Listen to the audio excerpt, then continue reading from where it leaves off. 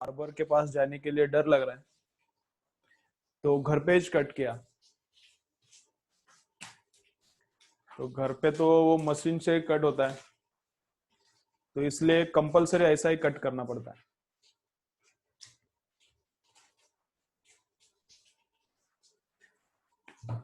चलो चला बघायचं पुढचं।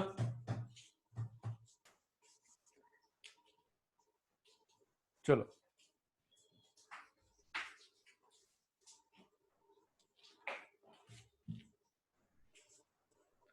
अच्छा दिख रहा है क्या? ठीक है, अभी ऐसा ही कट करने का, इसके आगे 1-1.5 साल, जब तक वैक्सीन नहीं आता तब तक ऐसा ही कटिंग करने का है घर पे। चलो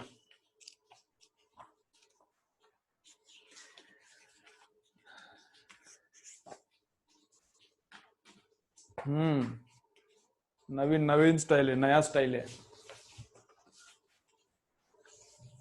चलो बा कालच्या लेक्चरला काय काय झालं एकदा रिवाइज करा, पुढचा पार्ट बघूया। कालच्या लेक्चरला काय काय झालं एकदा रिवाइज करा, पुढचा पार्ट बघूया। ठीक है, चलो ओके ओके, चलो आगे चलो आगे चलो, बस हो गया, काम पे चलो।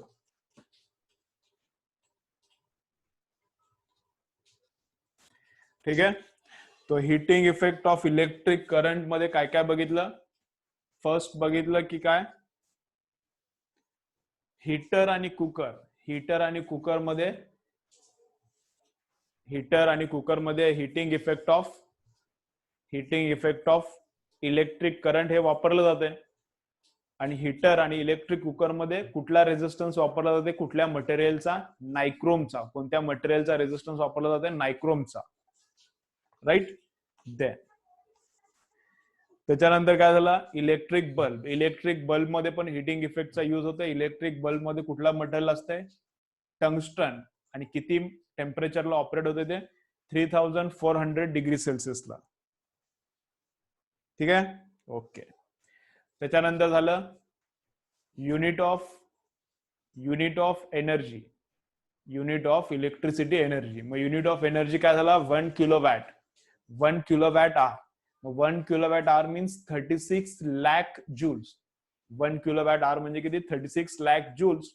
आणि त्याच्यानंतर फ्यूजचं बघायला चालू केलं आपण। मग फ्यूजचं मी परत एकदा फटाफट एक्सप्लेन करतो, काही मुलं काल नव्हती तर त्यांच्यासाठी परत एकदा मी फटाफट एक्सप्लेन करतो, आणि जे काल होते त्यांच्यासाठी परत एकदा रिव्हिजन होईल।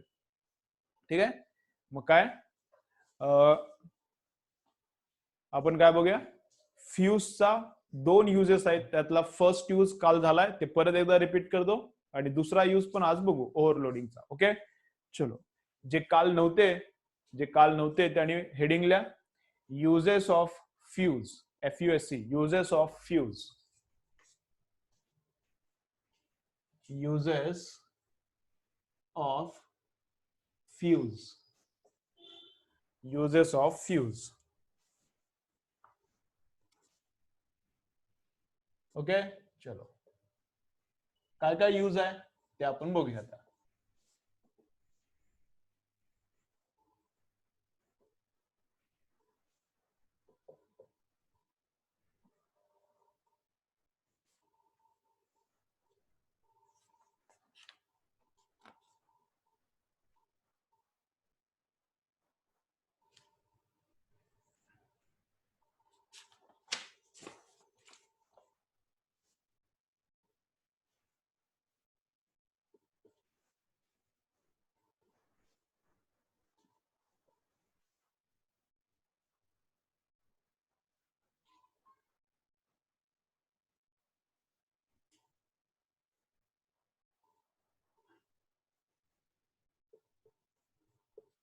ठीक है, चलो मग युजेस ऑफ फ्यूज। मग फर्स्ट यूज काय आहे फ्यूजचा?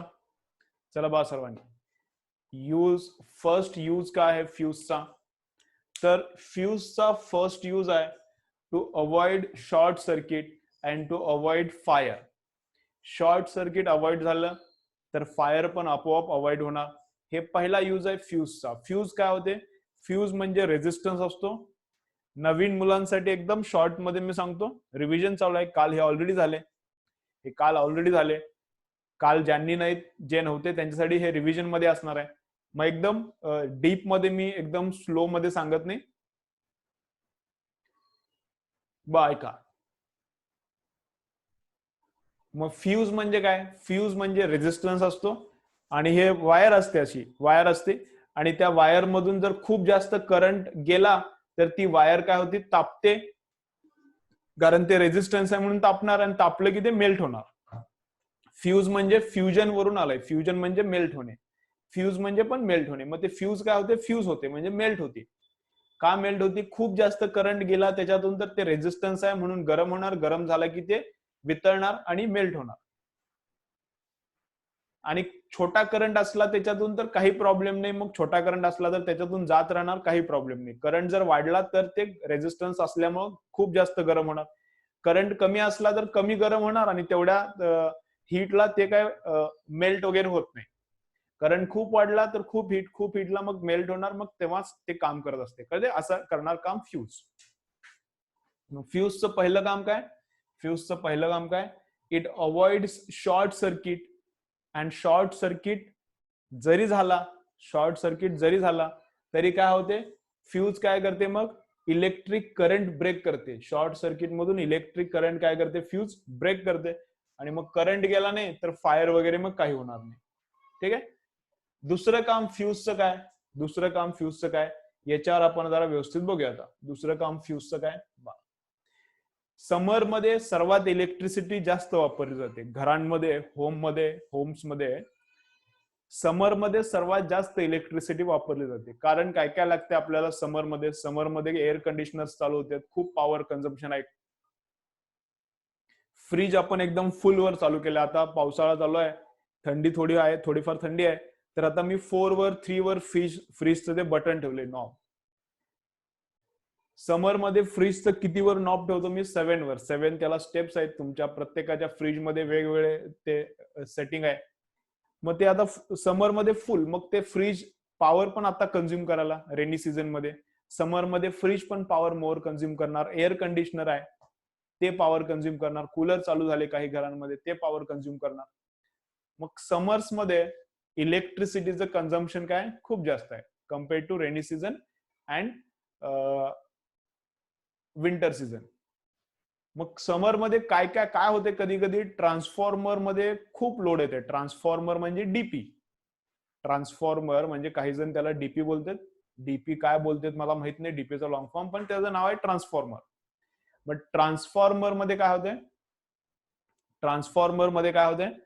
खूप सगळ्या घरांमध्ये इलेक्ट्रिसिटीचा खास करून संध्याकाळी 6, 7, 8च्या दरम्यान सर्वात जास्त वापर असते. टीव्ही चालू असते, फॅन चालू आहे, कूलर चालू आहे, काही जणांच्याकडे एअर कंडिशनर चालू आहे, फ्रीज फुल चालू आहे, सगळ्या गोष्टी, लाईट चालू आहेत, सगळ्या गोष्टी संध्याकाळी चालू आहेत, रस्त्यांवरच्या लाईट चालू आहेत. मग ट्रान्सफॉर्मरवर फुल लोड येणार. ट्रान्सफॉर्मरची जेवढी कपॅसिटी आहे लाईट देण्याची, त्याच्यापेक्षा जास्त आपण आता डिमांड करालो. ट्रान्सफॉर्मरची जितकी कपॅसिटी आहे लाईट देण्याची, त्याच्यापेक्षा आपण काय करालो? जास्त डिमांड करालो. तर काय असते? कुठल्या पण पोलवर किंवा डीपीच्या बाजूला फ्यूज दिसतील तुम्हाला. कुठल्या पण पोलवर किंवा डीपीच्या बाजूला पोर्सेलिन मातीच्या फ्यूज दिसतील. फ्यूज मातीची असते आणि त्याच्यामध्ये वायर लावलेली असते. मातीची फ्यूज असते, आत मेटॅलिक सपोर्ट्स असते आणि त्याच्यात वायर लावलेली असते. मग काय होतंय? समजा हे ट्रान्सफॉर्मर आहे आणि इथं खूप सारी घरं आहेत. एक, पहिलं, दुसरं, तिसरं, चौथं, अशी खूप सारी घरं आहेत आणि या घरांमध्ये इथून लाईट चालली. मग या वायर मधून लाईट यायली, या घरांमध्ये जितके इक्विपमेंट्स आहेत त्याच्यात पळाली आणि परत या वायर मधून लाईट परत चालली. कळते? ठीक आहे. मग काय होतंय?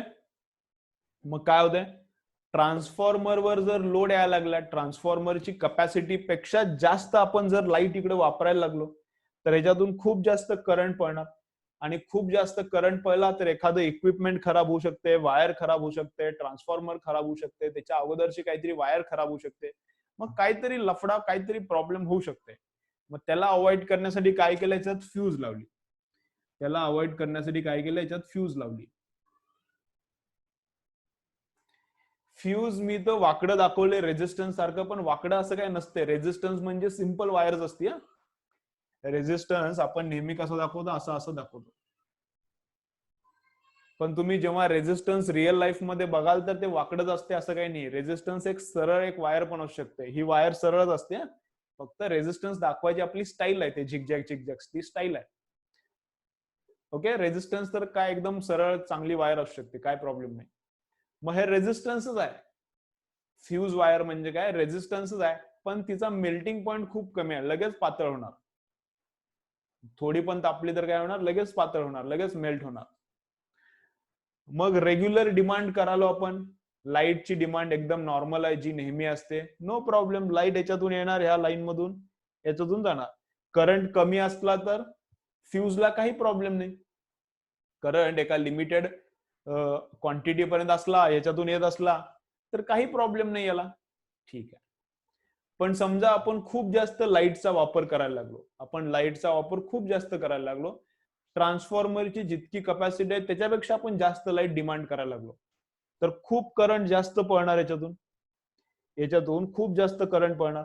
And whenever amount of current increases, whenever amount of current increases in this line, this is resistance, therefore resistance becomes hot. अगोदर पण हॉट होत होता, करंट कमी असताना कमी हॉट होणार, करंट वाढला की खूप हॉट होणार, कळते, करंट वाढला की खूप हॉट होणार.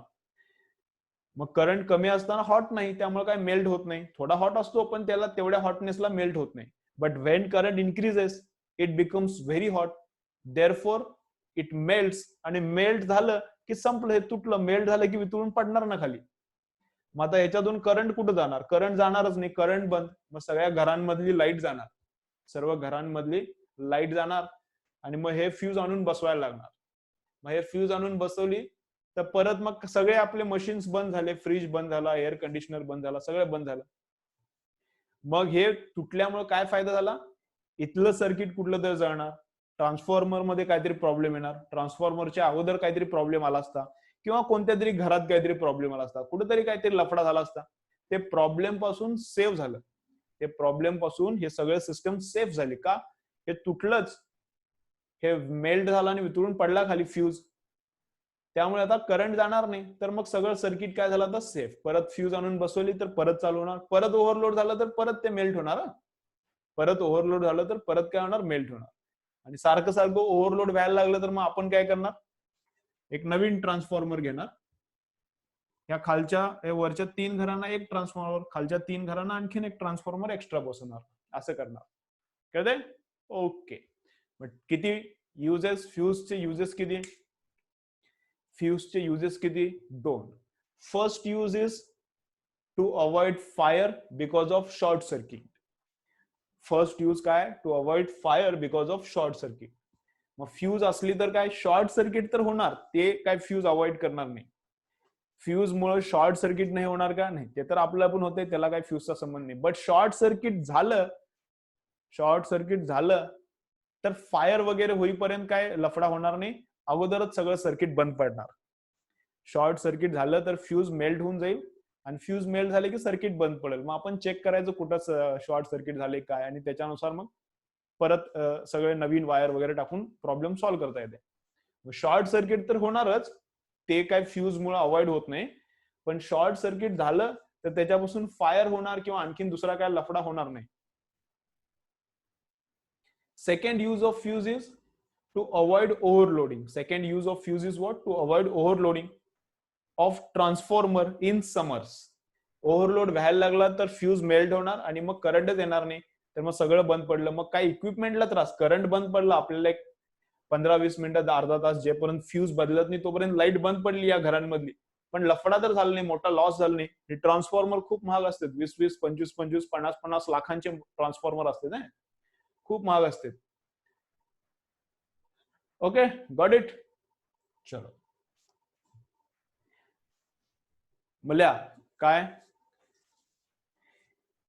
Uses of fuse, uses of fuse. काल जर तुम्ही लिहिलं, मला आठवत नाही आता, कालच्या मुलांना मी लिहून दिले, काल लिहून दिले की नाही आठवण झाले, ज्यांनी लिहिलं नाही त्यांनी लिहा. पहिला यूज परत मी लिहून द्यालो, युजेस ऑफ फ्यूज हेडिंग, त्यातला पहिला काय,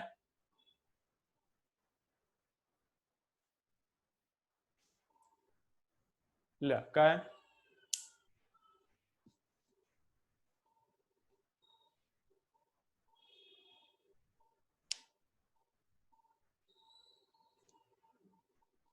whenever short number one use, whenever short circuit happens, there is possibility of fire.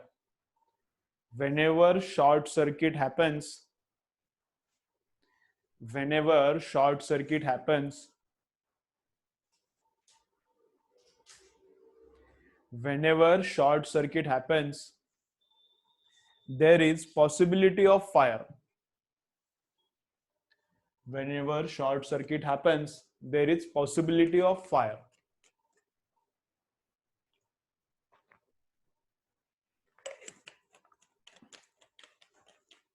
Whenever short circuit happens, there is possibility of fire. Whenever short circuit happens, there is possibility of fire.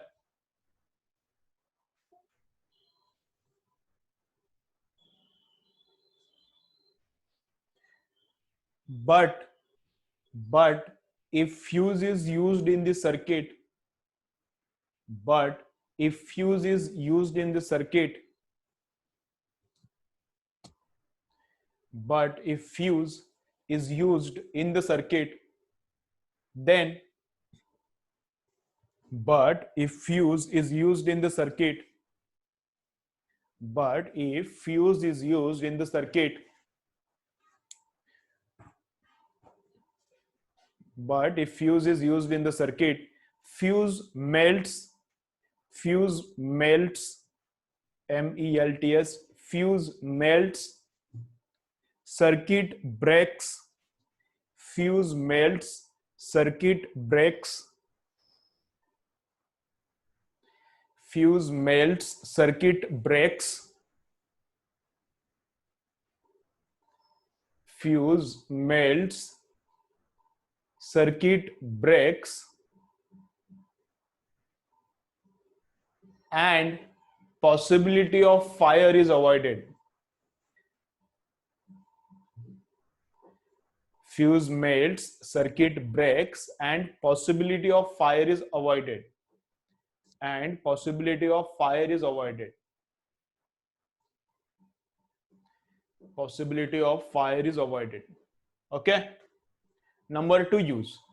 Fuse चा use number 2 काय?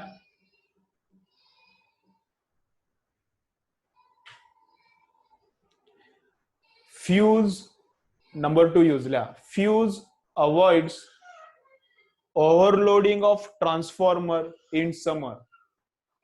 Fuse avoids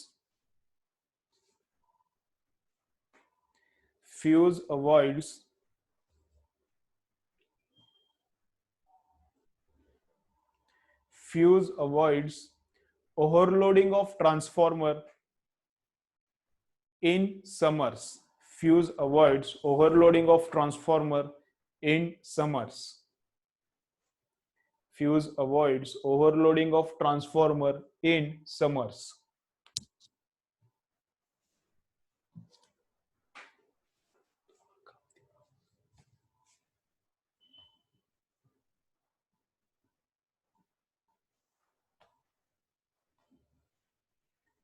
Fuse avoids overloading of transformer in summers. ठीक आहे. पण आजकाल instead of fuse आपण काय use करालो? MCBs use करालो. आजकाल फ्यूजच्या ऐवजी फ्यूज पोलवर गेला, इलेक्ट्रिसिटीच्या पोलवर डीपी ठेवलाय, ट्रान्सफॉर्मर आहे, त्याच्या वर बाजूला दिसणार तुम्हाला फ्यूजेस. घरात पण 1-2 फ्यूज असतात मेन ठिकाणी, जिथं मीटर बसवलंय त्या मीटरच्या आजूबाजूला चेक करा, तिथं पण तुम्हाला फ्यूज दिसणार. आणि घरात अगोदर काय असायच्या, एक 10-15 वर्षांपूर्वी खूप साऱ्या फ्यूज यूज केल्या जायच्या. पण आता काय यूज करतात? एमसीबीज यूज करतात. मग याला बोलतात ट्रिप झालं, ते बटन ट्रिप झालं, बटन खाली पडलं असं पण बोलतात बघा, ते बटन खाली पडते. ओके. मग एमसीबीज काय असते? Miniature circuit breakers. एमसीबीचा लॉंग फॉर्म काय? Miniature circuit breakers. मग हे फ्यूज सारखंच काम करत असते, पण ते फ्यूज मेल्ट होऊन वितळूनच पडते. मग तिथं नवीन वायर तयार करा, नवीन वायर असते, फ्यूजची एक वायर भेटते, ती नवीन वायर तिथं जाऊन अटॅच करायला लागते, त्याला वेळ लागते. म्हणजे ती फ्यूज काढायला लागणार, त्याच्यात ती नवीन वायर अटॅच करायला लागणार आणि परत मग फ्यूज टाकायला लागणार, मग ते होते का. पण हे एमसीबीज मध्ये काय होते, काहीतरी प्रॉब्लेम झाला घरात, कुठेतरी प्रॉब्लेम झाला, शॉर्ट सर्किट झाला, तर ते बटन खाली पडते. आणि तेच बटन खाली पडते की ज्या एरियामध्ये प्रॉब्लेम झालाय. आपल्याला कळते ते तुम्हाला थोडं आयडिया असली तर कळते कुठल्या बटनवर कुठली रूम आहे. प्रत्येक रूमचं बटन वेगळं असते ते ट्रिपचं. समजा या रूम मध्ये काहीतरी शॉर्ट सर्किट झालं तर या रूमचंच बटन पडणार, मग कळते इथंच कुठेतरी लफडा आहे. मग काय करणार, मी परत बटन वर करणार. बटन वर करून आले काय, ट्यूब लावून बघणार. मग ट्यूब लावल्यावर लफडा झाला नाही, ट्यूब झाल्यावर ते परत ट्रिप झालं नाही, तर ट्यूब मध्ये काय प्रॉब्लेम नाही. मग फॅन लावून बघणार, मग सिलिंग फॅन लावून बघणार, मग इकडली ट्यूब लावणार. समजा इकडली ट्यूब लावताना ते परत ट्रिप झालं, इकडली ट्यूब लावताना परत ट्रिप झालं, तर या ट्यूब मध्येच कुठेतरी शॉर्ट सर्किट झाले. मग फक्त ट्यूबला ओपन करायचं आणि बघायचं कुठे शॉर्ट सर्किट झाले. अशा प्रकारे काम करते एमसीबी. मग एमसीबी काय, फ्यूजच काम करतो. एमसीबी फ्यूज सारखंच काम करतो, फक्त फ्यूज काय होणार, मेल्ट होऊन जाणार, परत नवीन तिथं तार लावायला लागते. तार म्हणजे ती रेझिस्टन्स असते, नवीन तिथं रेझिस्टन्स लावायला लागणार फ्यूज. पण एमसीबी मध्ये बटन फक्त खाली पडते, परत वर केला की लगेच चालू होते. ठीक आहे, असं मग सोपं काम केलं एमसीबीज मध्ये. पण फ्यूज पण असते घरात, फ्यूज पण असतात, कमी आहेत. आणि हे ट्रिपचे बटन्स पण असतात, ते पण बघा घरात सापडतील तुम्हाला. दाखवतो मी आता, युट्यूबवरच्या इमेजेस दाखवतो. ओके चलो. अभिषेक कमेंट करत बसू नका, तुझी एकदा कमेंट आलेली मला वाचता येते, मला तुला रिस्पॉन्ड करायचं नाही म्हणून मी बोलत नाही, कळते.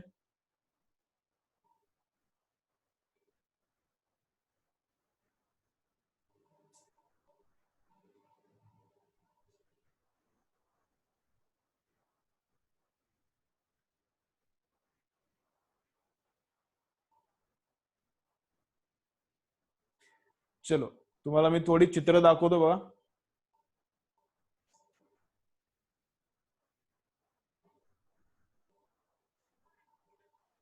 चलना रे.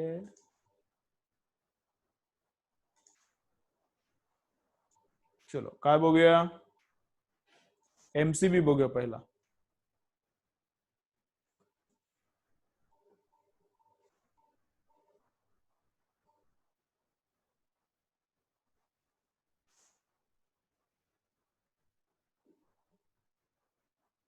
हे असे बटन दिसतात बघा तुम्हाला, ओळखू आले का, ओळखालेत का बटन कसे आहेत.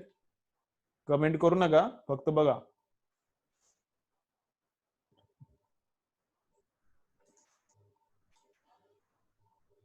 हे असे बटन दिसालेत का बघा. हे खाली पडतात, लफडा झाला खाली पडतात, परत त्याला वर करायचं.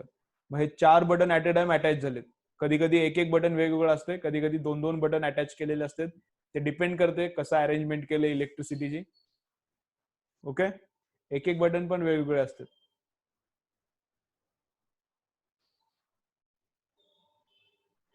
असं सिंगल सिंगल पण असतात. एकच बटन आहे, खाली पडणार ट्रिप झालं म्हणतो त्याला आपण. म्हणजे ओव्हरलोडिंग झालं किंवा शॉर्ट सर्किट झालं, ओव्हरलोडिंग झालं किंवा शॉर्ट सर्किट झालं तर हे बटन खाली पडते. परत आपण मग हे वर केलं की काम परत चालू होते. ठीक आहे, बर. दुसरं काय, ट्रान्सफॉर्मर बघायचं असलं तर बघा, ट्रान्सफॉर्मर काय असते.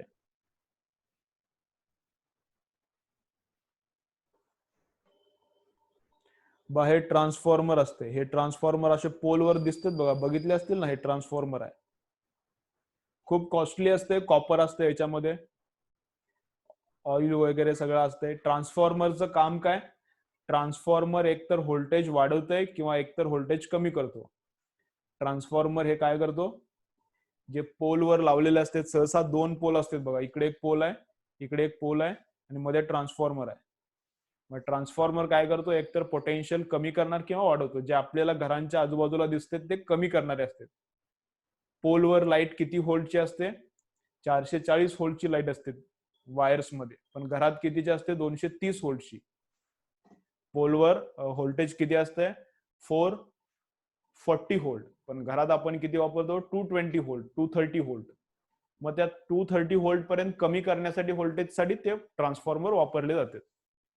ठीक आहे, चलो और एमसीबीज बघितले. एकदा हे पण दाखवतो.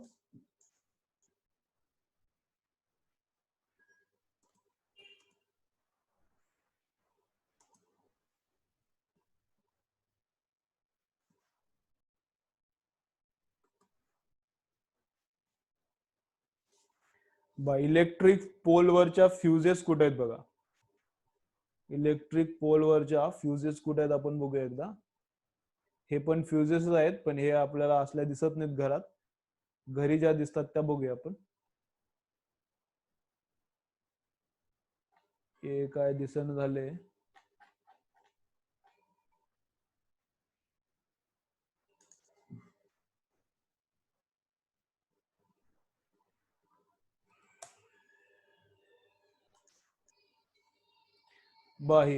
ही अशी फ्यूज बघितली आहे का बा, अशी फ्यूज ही घरात दिसते, अशी मीटरच्या बाजूला चेक करा, अशी फ्यूज घरात दिसते बा. इथं आणखीन व्यवस्थित दाखवले बा. ही फ्यूज हे जे याच्यामध्ये वायर असते, याच्यामध्ये इथून इथपर्यंत वायर अडकवलेली असते आणि हे कशात टाकायचं, याच्यात टाकायचं, हे याच्यात टाकायचं. मग हे फ्यूज सारखं काम करते. हे मातीचं आहे, हे पोर्सेलिनचं आहे. हे जे पोर्सेलिनचं आहे मध्ये मेटल्स आहेत, हे मध्ये मेटल्स आहेत. कळते ना कसं. आणखीन एका चित्र असलं तर दाखवतो पुढे जाऊया मग. हे वर निघणार, हे जे आहे हे वर निघते, हे वर निघणार, हे वर निघणार. ठीक आहे.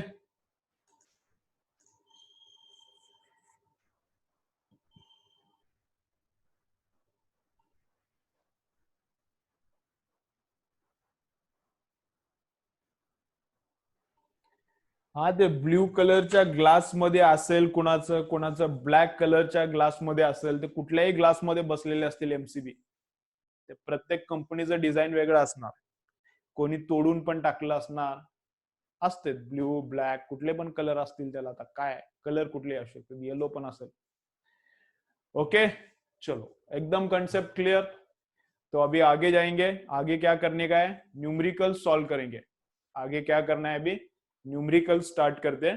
तो क्या करेंगे, चलो ठीक है. इतना क्लियर ना सब. एमसीबी क्या है, ट्रांसफॉर्मर क्या है, एमसीबी मतलब फ्यूज जैसा ही काम करता है, और फ्यूज के यूजेस सब क्लियर है क्या. चलो एक बार बोलो, फिर आगे जाएंगे.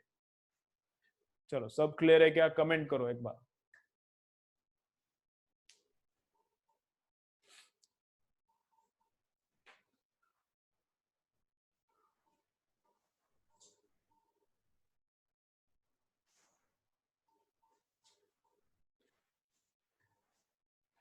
ठीक है,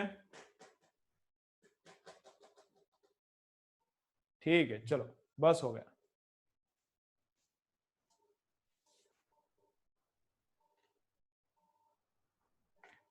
सही, इकडे काहीच प्रॉब्लेम नाही. नेटचं स्पीड तुमचं चेक करा. मी आता चेक केलेलं आहे, काही प्रॉब्लेम नाही.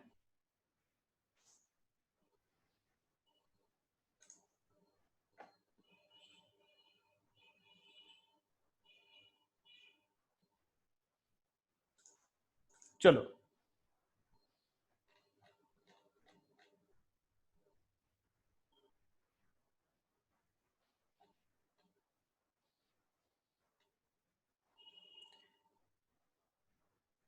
मिनिएचर सर्किट ब्रेकर्स बुक मध्ये आहे. MINATURE, MINATURE,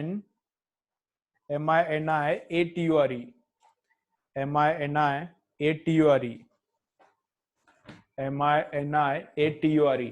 ठीक है, miniature circuit breakers, MINATURE, miniature circuit breakers. Okay, CIR circuit breaker, BREAKER. चला परत एकदा मी मीटिंग बंद करतो, स्टार्ट करतो. जॉईन व्हा, मग न्यूमेरिकल चालू करू. चला परत जॉईन व्हा, न्यूमेरिकल चालू करू.